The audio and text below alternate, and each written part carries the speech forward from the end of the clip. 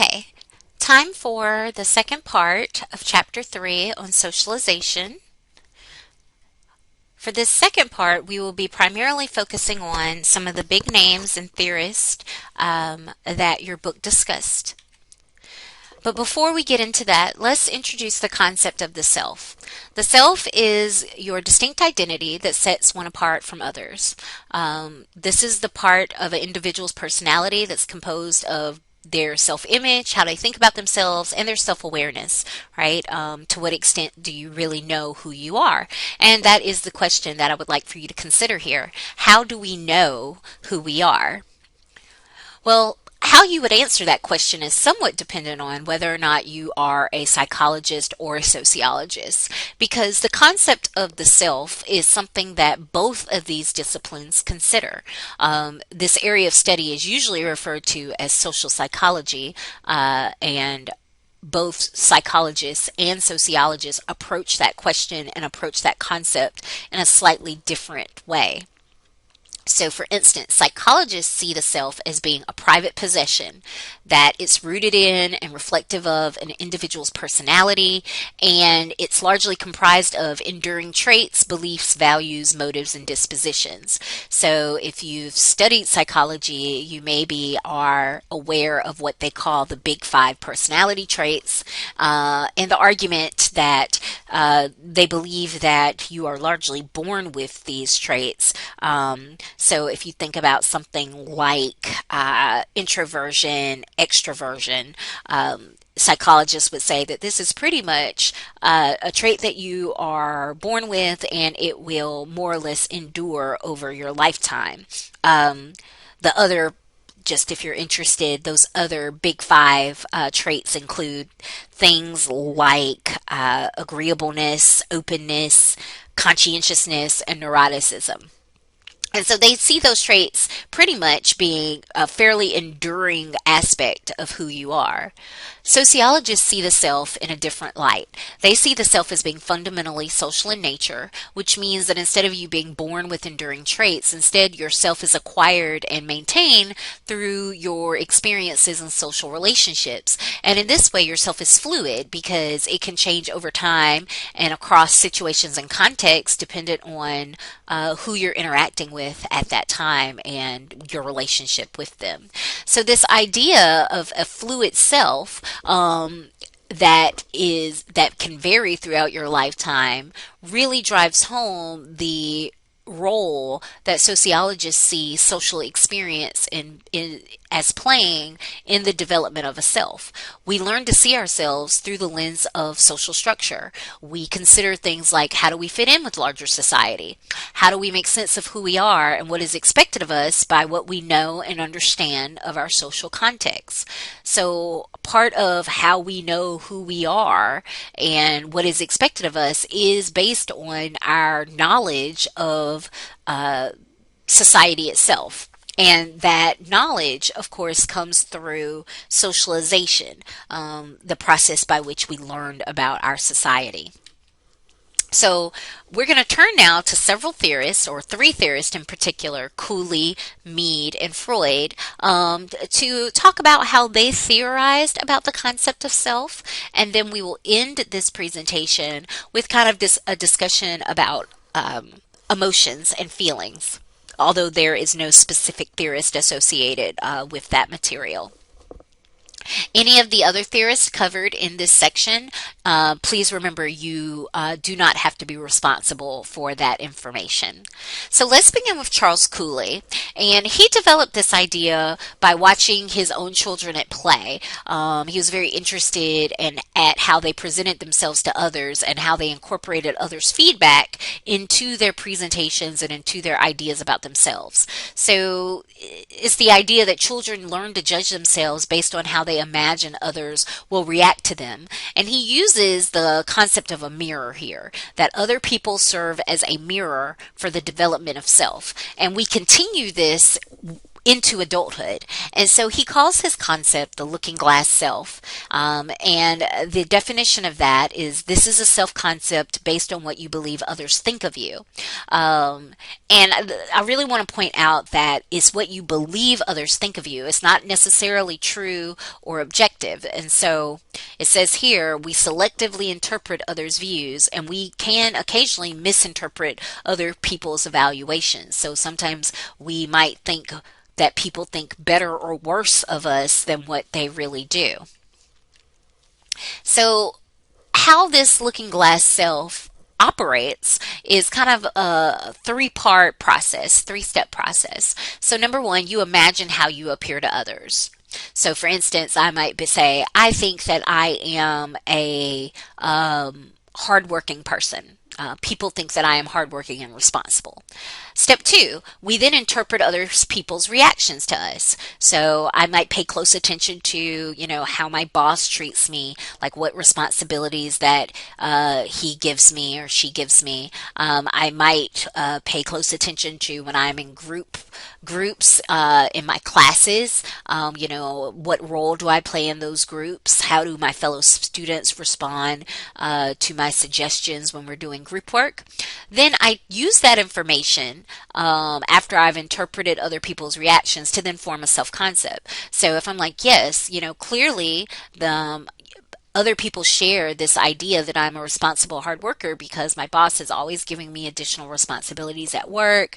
He says that I'm the most trustworthy person on this shift. When I do group work, I'm always the person that keeps us, my group members defer to my judgment. I'm the person that keeps us on track. I'm the person that communicates with the professor when I have questions, right? So you can get to step three and you can look at your interpretations of other people's reactions, and you can find that your original concept of how you appear to others is supported.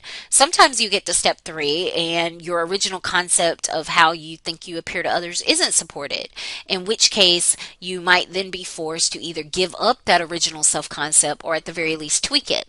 So for example, if I think of myself as being funny, step one. However, I noticed that for the most part, a lot of people don't laugh at my jokes, and when I post, memes or statuses that I think are witty, people largely don't like them or share them, or comment on them.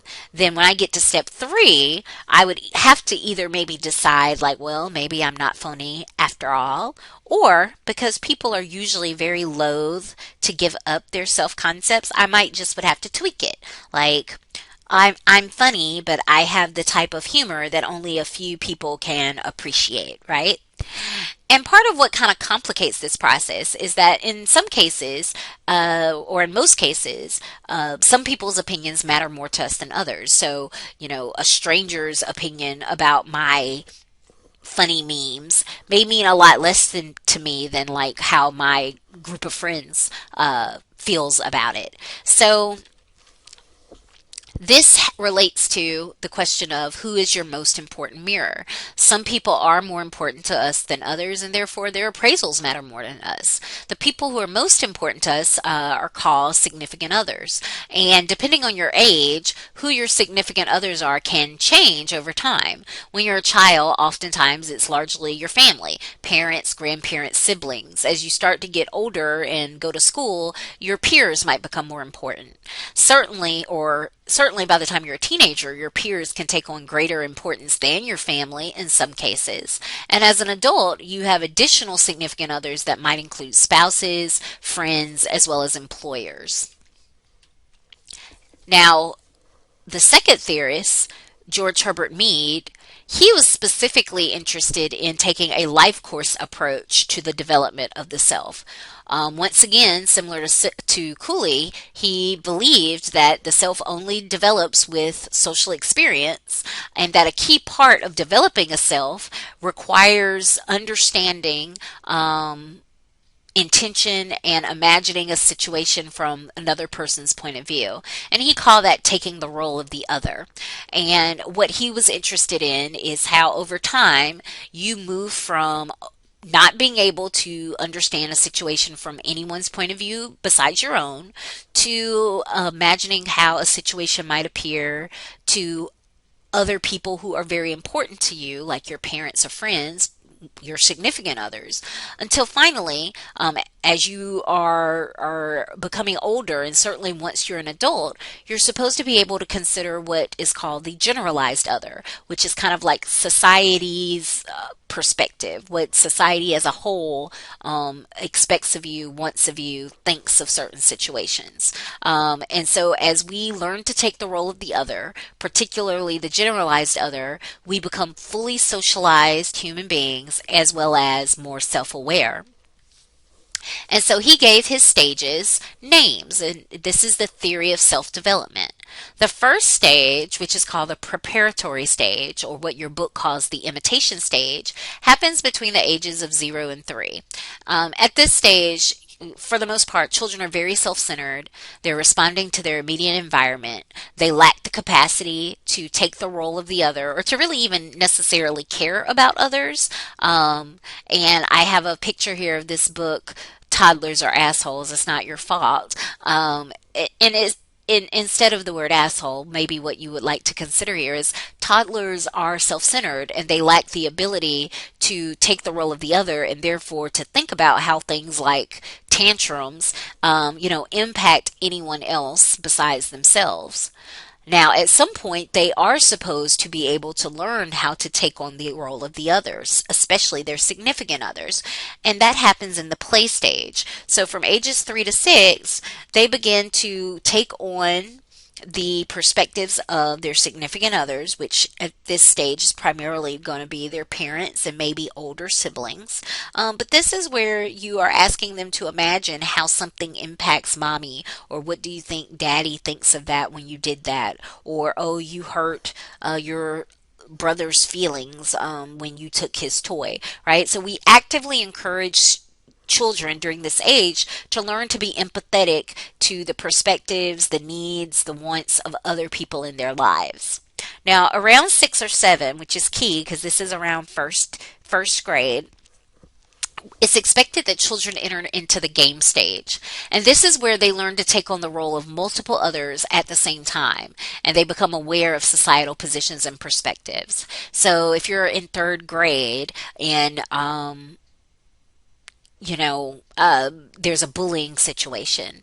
At the game stage, you should be able to consider the perspective of both the bullies, particularly if they're your friends, but also the person being bullied, maybe the perspective of the teacher and how they would feel about such actions, as well as the perspective of your parents, right? How disappointed they would be if you engage in bullying. And you use these different perspectives to kind of guide your actions. It doesn't mean necessarily that you always choose the right thing or do the right thing, but it does mean that you imagine the multiple perspectives on an issue before deciding kind of your course of action. And by the time you're an adult, you should have learned how to fully take on the generalized other, the sense of society's norms and values. So you do or don't do something, not because of the perspective or opinion of your loved ones, right? But because you know that society in general expects you to do or not do this particular thing. So, hopefully you're out there not murdering people, not just because it would upset your mom and disappoint your dad, but because we understand that in order to live in a society that enjoys safety and stability, that really under like almost all circumstances, the answer is to not kill someone. So that is Mead's theory of self-development.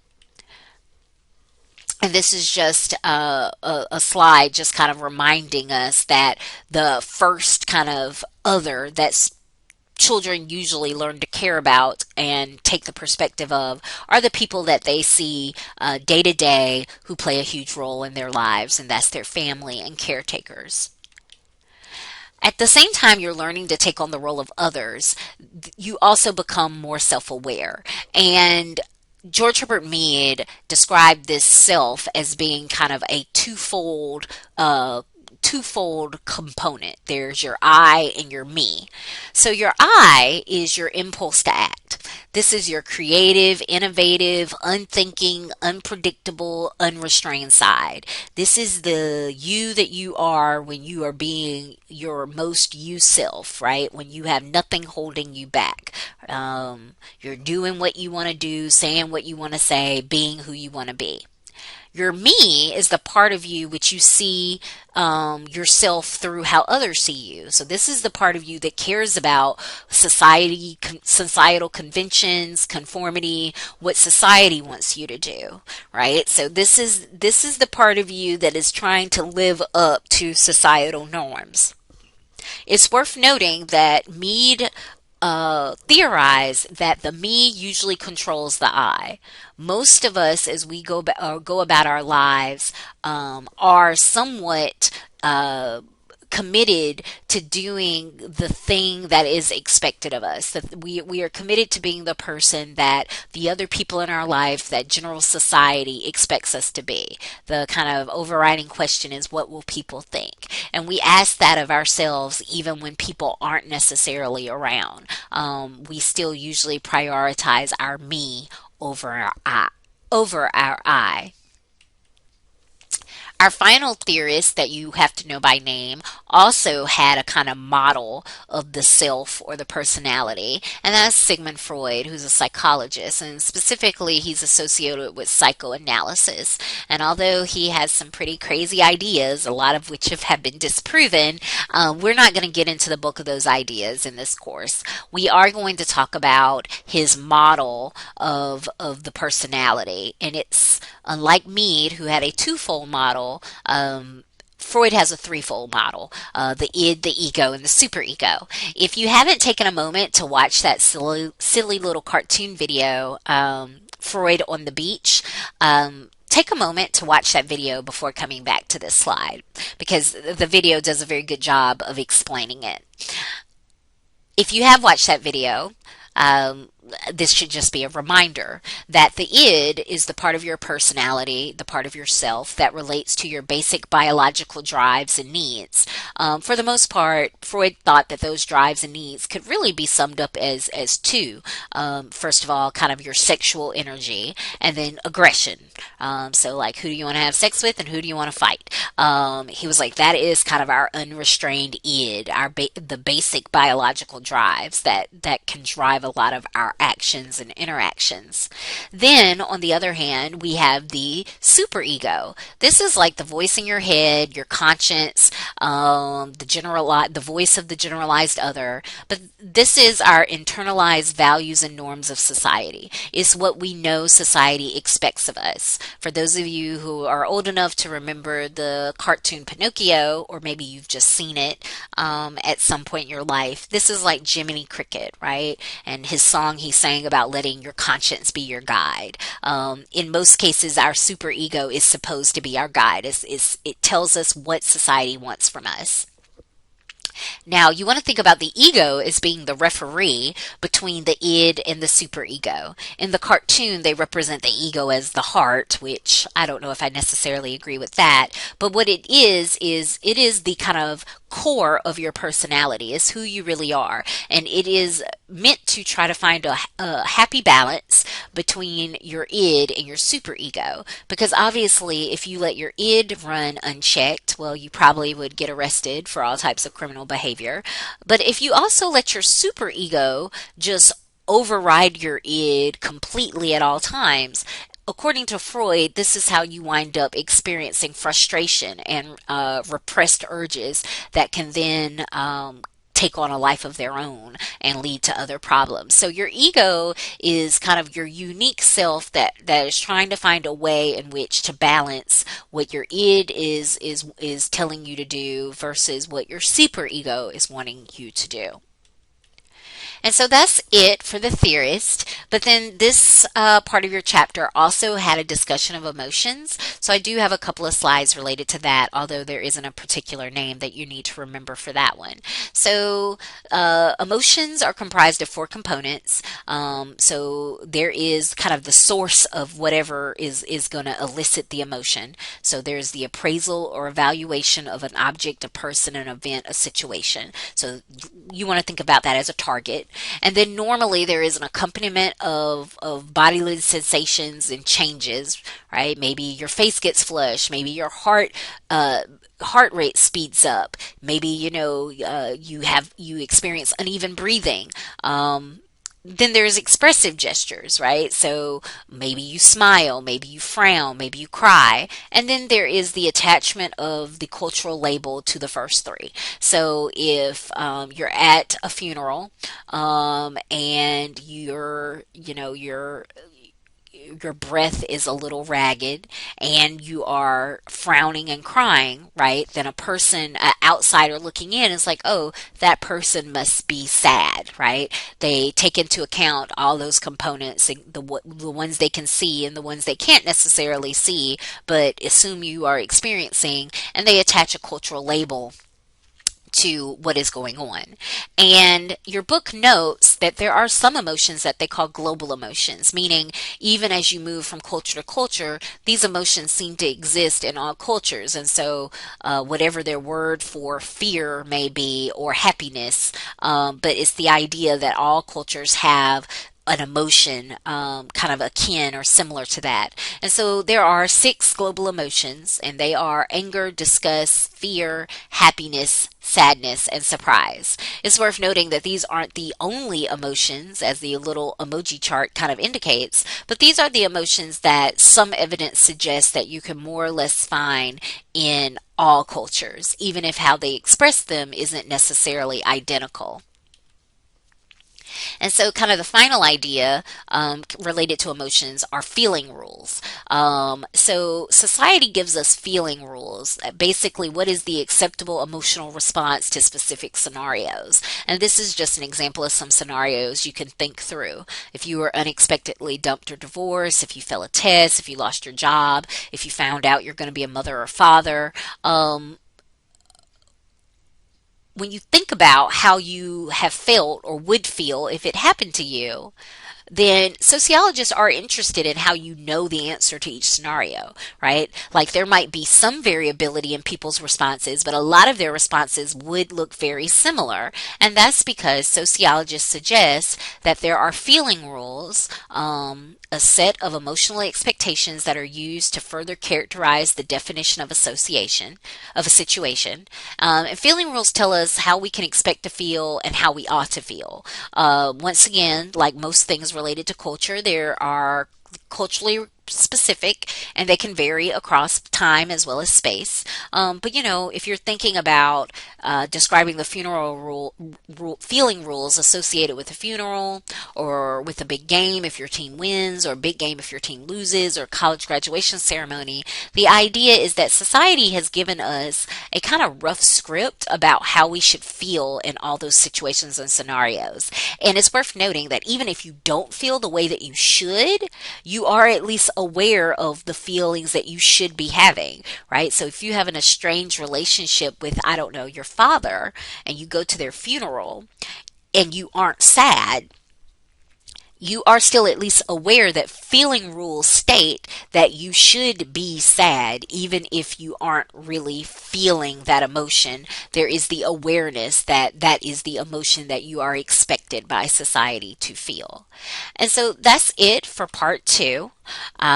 We are going to be going into part 3, which will kind of talk about how, we learn these feeling rules and how we gain a sense of self and how we learn about society's expectations of us in general. And that is by focusing on our agents of socialization.